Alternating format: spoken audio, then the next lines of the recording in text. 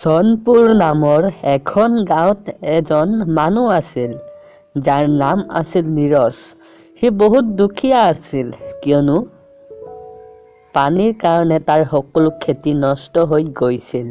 তাৰ ওচৰত একো কাম নাছিল, কিন্তু তাৰ আশে-পাশে যিবোৰ মানুহ আছিল সেইবোৰ বহুত ধনী আছিল।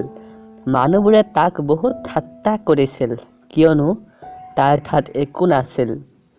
নীৰজে এইবোৰ ভাল পোৱা নাছিল। সি আচলতে বুজি পোৱা নাছিল যে সি কি কৰিব। আপুনি এনেদৰে ঘৰত বহি থাকিলে কেনেকৈ ঘৰখন চলিব? এতিয়াতো ঘৰৰ চাউলো শেষ হ'বলৈ ধৰিছে। আপুনি বেলেগ গাঁৱত গৈ কিবা কাম বিচাৰিব লাগে। হ'ব, মই আজিয়েই বেলেগ গাঁৱত যাওঁ আৰু কাম পাওঁ নে নেপাওঁ। নীৰজে বেলেগ গাঁৱত গৈ দেখিছিল যে বহুত আঙুৰৰ গছ। নীৰজে ভাবিছিল, কিয়নো মই আঙুৰ বেচাৰ কাম আৰম্ভ কৰোঁ।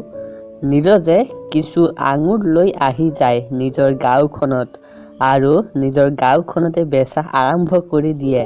প্ৰথমতে তাৰ পৰা কোনোৱে আঙুৰ কিনা নাছিল।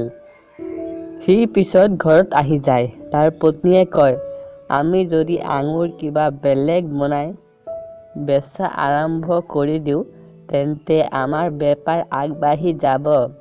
পিছত নীৰজে কয়, ঠিক আছে, আমি এইবোৰেই কৰিম। এইবোৰৰ পিছত নীৰজৰ পত্নীয়ে আঙুৰৰ বৰফি, আঙুৰৰ পেৰা, আঙুৰৰ মিঠাই, আঙুৰৰ জুচ সকলোবোৰে বনাই সি বেচা আৰম্ভ কৰিছিল। এইবোৰ দেখি সকলো মানুহ তাৰ ওচৰত আহিছিল আৰু খাইছিল। এইবোৰ খাই মানুহবোৰে বহুত ভাল পাইছিল। পিছত নীৰজৰ বেপাৰ বহুত ভাল চলিছিল। কিছুমান মানুহে নীৰজৰ ঘৰত আহি অৰ্ডাৰ দি গৈছিল। নীৰজৰ বেপাৰ দিনে দিনে বাঢ়িবলৈ ধৰিছিল কিয়নো সি কিবা বেলেগ ভাবি বেপাৰ কৰিছিল। বন্ধু-বান্ধৱীসকল, আপোনালোকে ভিডিঅ'টো চালে ভিডিঅ'টো ভাল পালে লাইক কৰিব আৰু শ্বেয়াৰ কৰিব আপোনালোকৰ বন্ধুবৰ্গৰ লগত আৰু কমেণ্ট কৰিব। আৰু যদি আপুনি নতুন আলহী তেনেহ'লে চেনেলটো ছাবস্ক্ৰাইব কৰি দি বেল আইকনটো প্ৰেছ কৰি দিব। ধন্যবাদ।